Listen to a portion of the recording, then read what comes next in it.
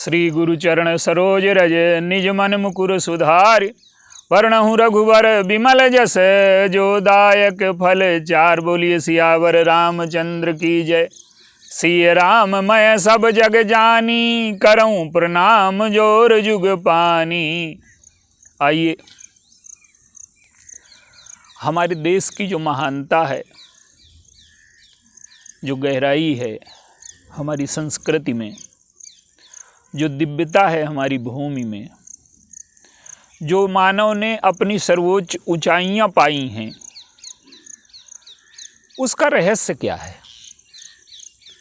और भारत को समझना और भारतीय संस्कृति को समझना बड़ा कठिन कार्य है। देखिए, भारत जो है वो एक भूमि का टुकड़ा नहीं है, न वो कोई राजनैतिक इकाई है, और न ऐतिहासिक तथ्यों का जोड़ है। वो न धन पद प्रतिष्ठा के लिए पागल लोगों की जो दौड़ होती है वो संस्कृति नहीं है हमारी।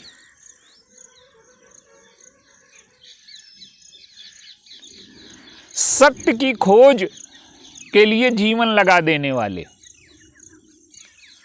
मनुष्यता को पूर्णता तक कैसे पहुंचाया जाए,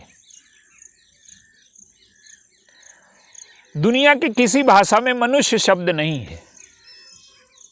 वो ग्रीक और लैटिन भाषाओं से जो वहां मैन कहते हैं वो मिट्टी का प्रतीक है, और हमारे यहाँ मनुष्य प्रतीक है। मिट्टी तो उसमें है जैसे दिए में होती है, लेकिन दिए में प्रकाश नहीं है। दिए में मिट्टी भी है और उसमें प्रकाश भी है। तो जो प्रकाश है, जो मनुष्य के अंदर मनुष्यता है, जो पूर्णता है, उसकी खोज में जो लोग लगे हैं, जिनको उसकी प्यास है, वो भारतीय हैं। इस संस्कृति की दिव्यता ये है कि यहाँ प्रत्येक मनुष्य को पूर्ण कैसे बनाया जाए। राम राज्य इसी की परिभाषा है। राम राज्य में प्रत्येक व्यक्ति अपने लक्ष्य को पा गया है।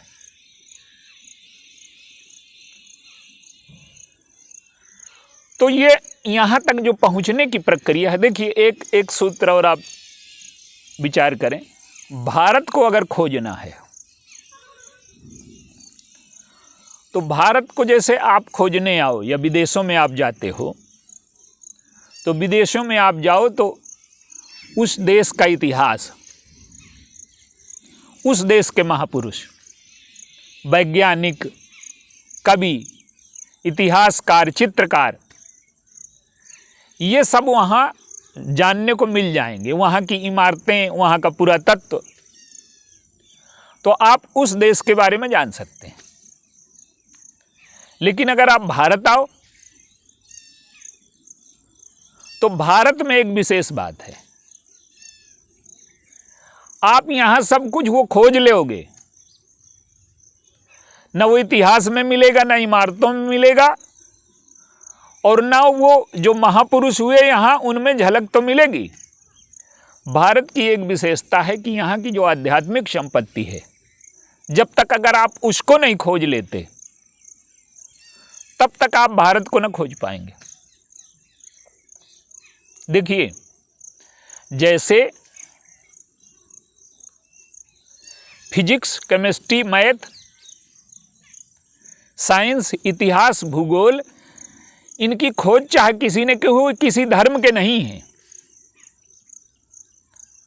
भौतिक विज्ञान ईसाई नहीं हो गया, केमिस्ट्री यहूदी नहीं हो गई, ये नियम हैं। इसी प्रकार भारत ने मनुष्य की चेतना को ऊपर उठाने के लिए, जैसे योग है, योग क्या है? योग विश्वास नहीं है, धर्म भी विश्वास नहीं, धर्म तो अनुभव है। पर योग ने क्या किया कि जीवन के आंतरिक विज्ञान को वैज्ञानिक नियमों से बांध दिया। आप करते जाइए, जो कुछ वो कह रहा है वो आपके जीवन में घटित होगा। जैसे विज्ञान कहता है कि प्रयोग करके देखो, सिद्धांत को प्रयोग तक विज्ञान ले जाता है और जीवन को अनुभव तक योग ले जाता है। तो प्रयोग और अनुभव एक ही बात है। तो भारत को अगर समझना है तो एक संस्कृति को कैसे हम समझें भारत की। देखिए, एक पशु है, पशु प्रकृति में जीता है, वो केवल शरीर है, वो प्रकृति के नियमों का उल्लंघन नहीं करता। लेकिन मनुष्य अगर केवल शरीर में ठहर जाए तो वो विकृति में चला जाएगा, पशु से भी नीचे चला जाएगा। पशु लालच के लिए किसी की हत्या नहीं करता, पशु द्वेष के लिए किसी को नहीं मारता, वो तो भूख के लिए और काम के लिए संघर्ष करता है, और उसका पेट भर जाए तो उसकी कोई जरूरत नहीं है आगे। वो भविष्य के लिए ईर्ष्या द्वेष घृणा पशु में नहीं है। तो ये पशु से भी नीचे उतर जाना, ये विकृति है, और शरीर में स्थित रहना ये प्रकृति है। और शरीर से ऊपर उठ करके दिए की ज्योत जला लेना, हमारे अंदर जो चिन्मय है, जिसे हम सच्चिदानंद कहते हैं, उस प्रकाश को पा लेना संस्कृति है। जैसे पशु क्या करता है, माँ बहुत प्यार करती है पशु माँ अपने पुत्र को, लेकिन जब खाने की बात आएगी तो उसे मार देगी। तो केवल अपने लिए जीना प्रकृति है,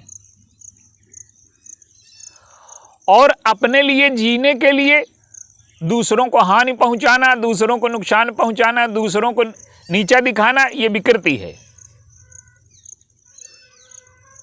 और हम इसलिए जिएं कि दूसरे भी जी सकें, हम स्वयं ऊपर उठें और दूसरों को ऊपर उठा दें, ये संस्कृति है। तो हमारी जो संस्कृति की आत्मा है भगवान राम, चित्रकूट में जो परिक्रमा होती है ये क्या है, और अमावस के दिन जो होती है उसका क्या तात्पर्य है। जो हमारी संस्कृति के केंद्र हैं भगवान राम, उनके चरित्र को हमने आधार बनाया, और हमने जो है सत्संग को इतना महत्व क्यों दिया।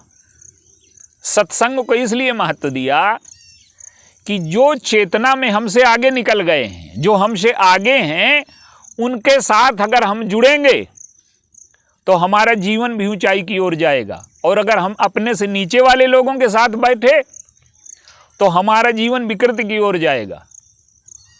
तो ये जो अमावस्या के दिन हम चित्रकूट जाते हैं, इसका अर्थ क्या है।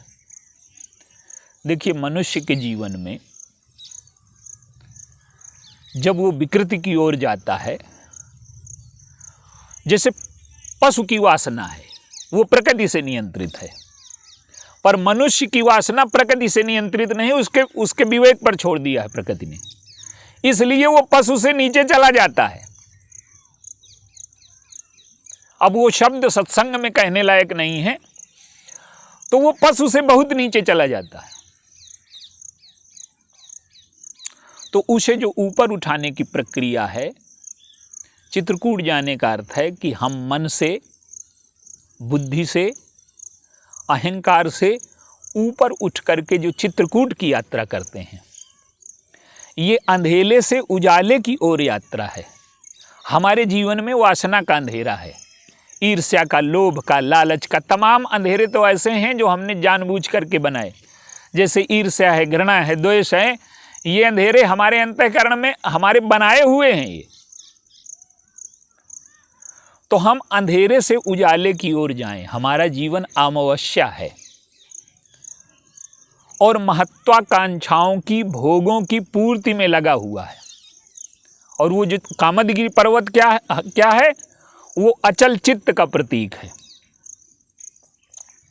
तो जब हम अमावस्या के दिन वहां जाते हैं तो इसका अर्थ है कि हम अपनी, जो हमारे जीवन में अंधेरा है, जो हमारे जीवन में प्रकाश की कमी है, हम उसे स्वीकार कर लेते हैं, और उसे स्वीकार करके हम अपने जीवन में प्रकाश की प्राप्ति के लिए भगवान राम का जो चरित्र है, भरत जी का जो चरित्र है, चित्रकूट में हमारी जो संस्कृत की विशेषताएं प्रकट हुई वो क्या हैं? भगवान राम और भरत जी का जो संवाद हुआ वो क्या है? वहाँ जो परिक्रमा लगाई जाती है वो क्या है? वहाँ जो भगवान 11.5 वर्ष तक वहाँ रहे उस कामदगिरि पर्वत में, उसका रहस्य क्या है? देखिए, वहाँ मनुष्यता पूर्ण रूप से चेतना वहाँ प्रकट हो गई है। क्या? कि वहाँ पूरा प्रकाश फैल गया। भरत जी को प्रस्ताव भगवान राम ने कह दिया कि तुम जो कहोगे वो करूँगा। अब आप देखिए, भरत जी के अंदर न कोई स्वार्थ है, न कोई वासना है, न कोई अहंकार है, और वो कहते हैं कि आप जिसमें प्रसन्न हो जाएं, मेरे जीवन का लक्ष्य आपकी प्रसन्नता है। कहने का तात्पर्य है कि मनुष्य जब दूसरों की प्रसन्नता के लिए जीने लगे, अपनी प्रसन्नता को छोड़ दे, अपने सुख को छोड़ दे, स्वयं के लिए कष्ट स्वीकार कर ले, स्वयं के जीवन में तपस्या स्वीकार कर ले, भोगों से दूर हो जाए, सेवा से जुड़ जाए और ईश्वर के प्रति समर्पित हो जाए। ईश्वर के प्रति समर्पित न होगा, अगर सेवा करेगा तो सेवा उसके जीवन में अहंकार ले आएगी। व्यक्ति दान देता है और दानी बन जाता है, तो लोभ का अंधेरा गया तो अहंकार का अंधेरा आ गया। ब्रह्मचर्य में चला गया तो ब्रह्मचर्य बड़ी अच्छी चीज है, वासना से दूर हो गया। लेकिन अगर ब्रह्मचर्य का अंधकार आ जाए, अहंकार आ जाए, तो जो वासना का अंधेरा था वही अंधेरा ब्रह्मचर्य में आ गया। तो दवा रिएक्शन न करे। तो जितने भी हमारे जीवन में दुर्गुण हैं, जिससे आप देखिए, हमें अपने जीवन में ये तय करने की आवश्यकता नहीं कि हमारे जीवन में अंधेरा है कि नहीं है। अगर हमारे जीवन में प्रसन्नता नहीं है, हमारे जीवन में प्रकाश नहीं है, जीवन किधर जाएगा इसका हमें ज्ञान नहीं है, तो हमारा जीवन अंधेरे में तो है ही। हमारे जीवन का लक्ष्य क्या है? तो जब हमें ये पता ना हो कि हमारा जीवन जा किधर रहा है और वर्तमान में जो हम जी रहे हैं, वर्तमान में हमारे जीवन में दुख है, तनाव है, अशांति है, तो जब हमें जीवन में अंधेरा, कोई प्रकाश है क्या शांति का, आनंद का? पहले हम तमोगुण से उठ करके रजोगुण में जाएं, रजोगुण से ऊपर उठ करके सतोगुण में जाएं और सतोगुण से भी ऊपर उठ करके पूर्णता को प्राप्त करें। तो जो अमावस्या को हम चित्रकूट जाते हैं, उसका तात्पर्य ये है कि वहाँ जो प्रकाश फैला वो आज भी उसकी तरंगें मौजूद हैं। वहाँ तीर्थ का अर्थ ही है कि जहाँ ईश्वर प्रकट होकर के लीलाएं करता है और हमेशा वहाँ विद्यमान रहता है। ईश्वर सर्वव्यापक रूप में सब जगह है, लेकिन प्रकट रूप में तीर्थों में है। चित्रकूट मह बसत प्रभु नित सिय लखन समेत। तो गोस्वामी जी ने भी वहां अमावस्या के दिन ही प्रकाश प्राप्त किया था। तो अगर हमें अपने जीवन का, देखिए, एक तो हम ज़्यादातर कामनाएं लेकर के जाते हैं, तो ऐसा नहीं है कि कामनाएं नहीं पूर्ण होती। वहाँ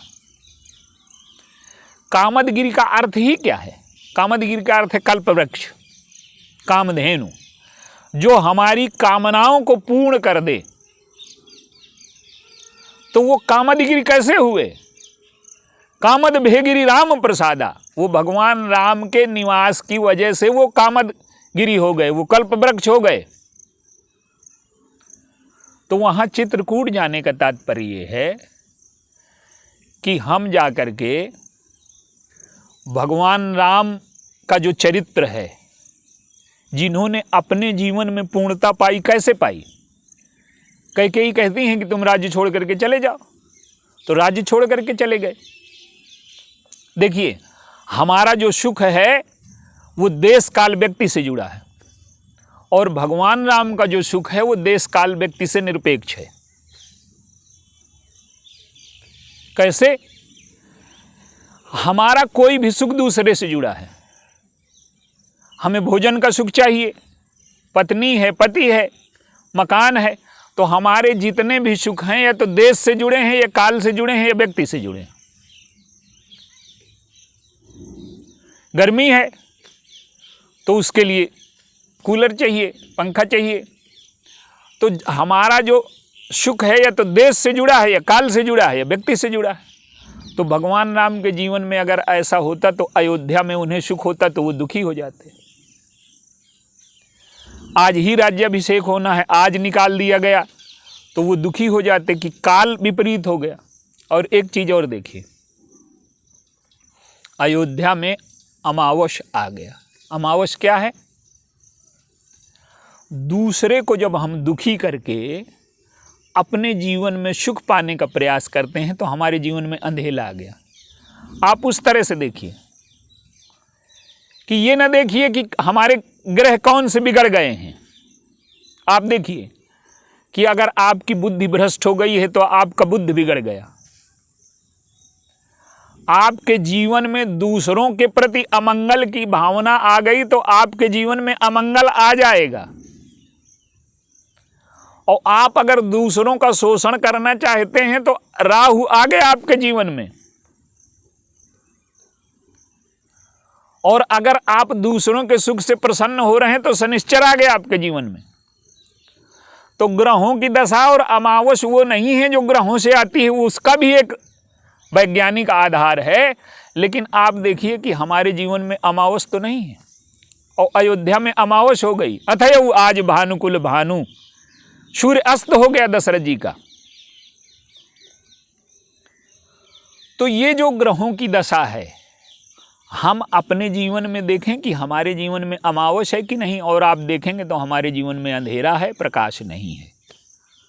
तो भगवान राम क्या करते हैं कि इन सारी परिस्थितियों से उठ करके आत्म तत्व का जो सुख है, अंदर का जो प्रकाश है, इसलिए उस जगह कहा गया कि राम सहज आनंद निधानु। एक आनंद होता है वो सहज नहीं होता, किसी वस्तु से जुड़ा है, व्यक्ति से जुड़ा है, परिस्थिति से जुड़ा है तो वो सहज नहीं है। और एक आनंद है जो वस्तु निरपेक्ष है। तो भगवान राम का जो चरित्र है वो सूर्य की तरह से है। भरत जी का जो चरित्र है वो चंद्रमा की तरह से है। तो भरत जी के चरित्र में पूर्णिमा है, उनका यश चंद्रमा की तरह से है। कैकेयी ने जो अंधेरा फैलाया अयोध्या में, उस अंधेरे को भरत जी ने मिटा दिया। और भगवान राम तो सूर्य हैं, जहाँ जाएंगे अंधेरा वहाँ रहेगा ही नहीं। तो ये जो अमावस्या को हम चित्रकूट जाते हैं तो आप देखिए कि हमारे जीवन की जो अमावस्या, चाहे हमें अभाव का अंधेरा हो, चाहे कामनाओं का अंधेरा हो, और चाहे अपने को न जानने का अंधेरा हो, चाहे ईश्वर के प्रति समर्पण का अगर नहीं किया तो उसका अंधेरा हो, तो हमारे जीवन में अगर प्रकाश चाहिए तो हम चित्रकूट जाएं, मन से ऊपर उठें, बुद्धि से ऊपर उठें, अहंकार से ऊपर उठें और चित्त की यात्रा करें। जब हमारा चित्त निर्विकल्प हो जाएगा, मन में संकल्प विकल्प न रह जाए। भरत जी जब जा रहे हैं तो कोई संकल्प विकल्प नहीं। क्या? जो परिहर ही मलिन मन जानी, जो सन्मान ही सेवक जानी। तो चाहे मेरा त्याग कर दें और चाहे सम्मान करें, कोई संकल्प विकल्प नहीं चाहना है। बुद्धि से निर्णय ले लिया कि ये ईश्वर से दूर करने वाली हैं कैकेयी, इनको छोड़ देना है, राज्य को छोड़ देना है, संपत्ति को छोड़ देना है। दूसरों के जीवन में अगर हम अंधेरा ला करके अपने जीवन में प्रकाश चाहते हैं तो हो न पाएगा। तो भरत जी ने बुद्धि से भी निर्णय लिया और अपना अहम त्याग दिया और भगवान की शरण में चले गए। तो चित्त तक की यात्रा मन बुद्धि अहंकार से ऊपर उठ करके ये चित्रकूट पहुंचना है। और जब हम वहां पहुंच जाते हैं तो हमारे जीवन में भक्ति का, ज्ञान का, त्याग का, तपस्या का, आनंद का प्रकाश फैल जाता है। और मनुष्यता हमेशा, जब तक उसके जीवन में भक्ति का अवतरण नहीं हो जाता तब तक वो अहंकार के दोषों से मुक्त नहीं हो सकता। और भगवान राम का नाम क्या रखा गया वहां अयोध्या में? आनंद निधानु। सन्यासियों का नाम आनंद ज्यादातर रखा जाता है। क्या? कि जब उन्हें ज्ञान प्राप्त हो जाता है कि ये सृष्टि मिथ्या है, इसके पदार्थों का कोई अर्थ नहीं है, तो उनके जीवन का जो सहज आनंद है, तो जो भारतीय संस्कृति की विशेषता है कि वस्तु निरपेक्ष आनंद स्वयं में ही पूर्णता पा लेना। और स्वयं में हम तब पूर्णता पाएंगे जब मन बुद्धि चित्त अहंकार से शून्य होकर के ईश्वर के प्रति समर्पित हो जाएंगे, तो हमारे जीवन की अमावस्या दूर हो जाएगी। और भारत का प्रकाश यदि दुनिया ने नहीं लिया तो दुनिया हमेशा के लिए अंधेरे में डूब जाएगी। तो भारत ही दुनिया का भविष्य है और भगवान राम ही भारत की आत्मा है। तो उनके चरित्र से हम अपने जीवन में कैसे उजाला आए इसका हम विचार करें और ईश्वर के प्रति समर्पित हो जाएं, तो हमें ज्ञान का, भक्ति का, वैराग्य का प्रकाश हो जाएगा। और भगवान राम, लक्ष्मण, सीता जी कौन है? भगत ज्ञान वैराग्य जनु सोहत धरे शरीर। तो काम, क्रोध, लोभ, अहंकार ने हमारे जीवन में अंधेरा फैला दिया है। इस अंधेरे को हम दूर करें, भक्ति, ज्ञान, वैराग्य का प्रकाश अपने जीवन में स्थापित करें। यही चित्रकूट जाने का अर्थ है और अमावस्या और परिक्रमा का यही अर्थ है। बोलिए सियावर रामचंद्र की।